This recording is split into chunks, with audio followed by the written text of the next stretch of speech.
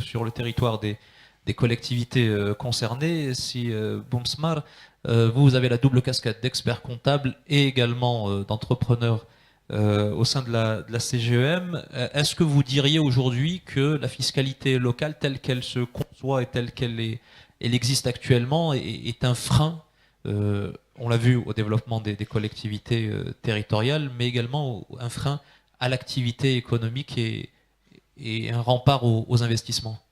Alors, je vais répondre à votre question, mais vous savez, celui qui a la tâche difficile de parler en dernier, souvent, il y a plusieurs fusibles grillés. Et par conséquent, sur ce que j'ai préparé, il faut que je zappe pas mal de choses. Et puis, mais je vais revenir sur les choses euh, avec ma sensibilité d'expert comptable et de porte-parole dans cette séance des opérateurs économiques. Je pense, et j'étais vraiment ravi d'entendre le discours de M. Louali, directeur général des collectivités locales. Nous nous retrouvons parfaitement dans cette vision, dans une grande partie de ces actes. Et moi, je pense qu'aujourd'hui, dans ces assises, on a la possibilité de faire une rupture, sincèrement, par rapport à ce qui se faisait avant. Je rappelle juste à titre d'information que la fiscalité locale est pour la première fois traitée dans le cadre de ces assises, parce que souvent on traitait que les impôts d'État. Et lorsqu'on parle de plan de développement, à mon sens, elle se pose différemment par rapport à la fiscalité d'État. Parce qu'aujourd'hui, et M. Louali peut le confirmer, la majeure partie des régions ont déjà arrêté leur plan de développement régional. Et par conséquent, on sait ce qu'on a à faire. On connaît, c'est comme, en tant que technicien, c'est comme lorsqu'on arrête un business plan et qu'on arrête les dépenses et qu'on attend les recettes. Et là, on est en train de préparer un peu le saut qualitatif pour rentrer dans les recettes. Donc, je parle toujours avec ma sensibilité de technicien. Généralement, pour parler de choses simples, normalement, une fiscalité de proximité devrait être la plus simple et non pas le contraire. Donc, ça a été dit. En principe, on devrait nous retrouver parce qu'on est touché en tant que citoyen face à cette fiscalité. Et je voudrais un peu approfondir le concept abordé par M. Louali sur le rendement. C'est vrai que le principe constitutionnel rappelé par M. Menchoud sur la libre administration des collectivités territoriales est très important et c'est un principe sacro-saint de la Constitution. Mais la libre administration suppose l'autonomie financière. L'autonomie financière suppose des recettes propres en constant développement. Aujourd'hui, les collectivités territoriales reposent sur 65% de transfert de TVA, c'est-à-dire pratiquement sur la TVA, dont les 2 tiers sont de la TVA à l'importation, transférée par l'État sur la base d'un mécanisme. Donc, par conséquent, il ne repose pas sur des recettes propres.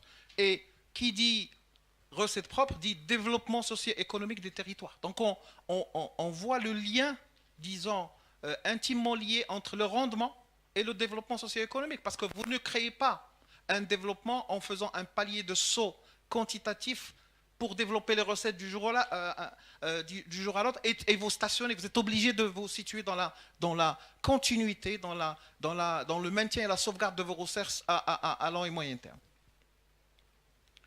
Je voudrais aussi approfondir l'histoire de l'harmonisation. Nous sommes sincèrement pour cette harmonisation, bien entendu, avec les mécanismes institutionnels et légaux nécessaires. Mais je voudrais aller un peu plus loin sur l'harmonisation.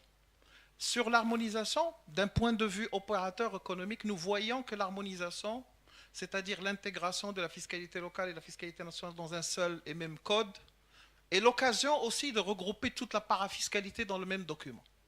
Parce que lorsque l'entrepreneur veut avoir une vision sur la pression fiscale, il y a un ensemble de prélèvements, ce qu'on appelle prélèvements obligatoires, qui ne figurent ni dans l'un ni dans l'autre. Donc c'est l'occasion de faire réellement une rupture et de penser à pratiquement regrouper aussi bien ce qu'on appelle les prélèvements obligatoires, tout ce qui est parafiscalité, qui est un peu éparpillé dans pas mal de textes. Donc c'est réellement, comme je dis, l'occasion de faire une rupture.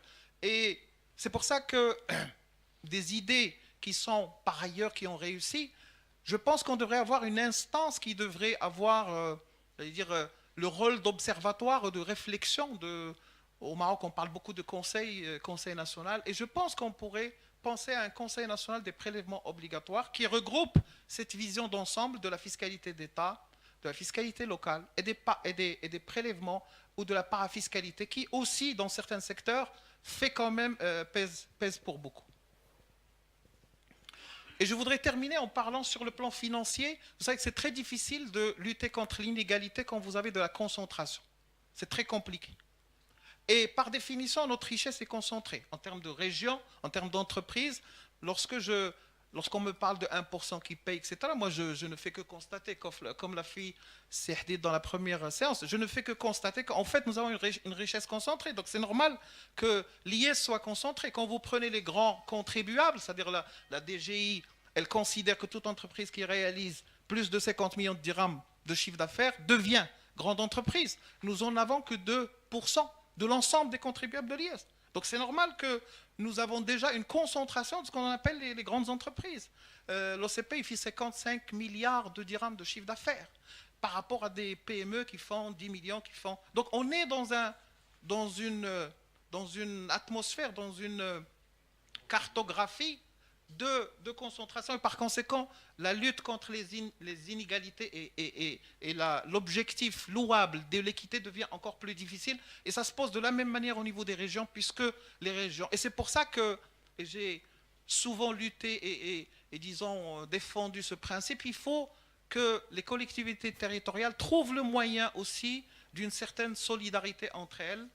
Lorsque vous prenez, par exemple, les communes, on peut parler de recettes propres, etc. Mais si vous prenez les régions et les conseils préfectoraux, la grande partie des recettes, c'est du transfert. La grande partie, il n'y a pas de recettes. Et quand vous prenez les taxes qui sont dédiées à ces collectivités territoriales, souvent, c'est rendement très faible et en même temps, ne sont pas liés à leur activité. Et par conséquent, il faudrait innover pour trouver un mécanisme de solidarité qui peut aussi nous sauver tous. Et quand je dis tous, je finis par un thème cher aux opérateurs, c'est que c'est la contribution de tous et en principe, par exemple, l'État consomme des services publics comme les autres. Les locaux de l'État devraient aussi contribuer en termes de taxes sur les services communaux et par conséquent, lorsqu'on nous dit tout le monde doit contribuer, c'est une manière claire d'élargir l'assiette et par conséquent de faire baisser la pression fiscale sur les opérateurs et je vous remercie.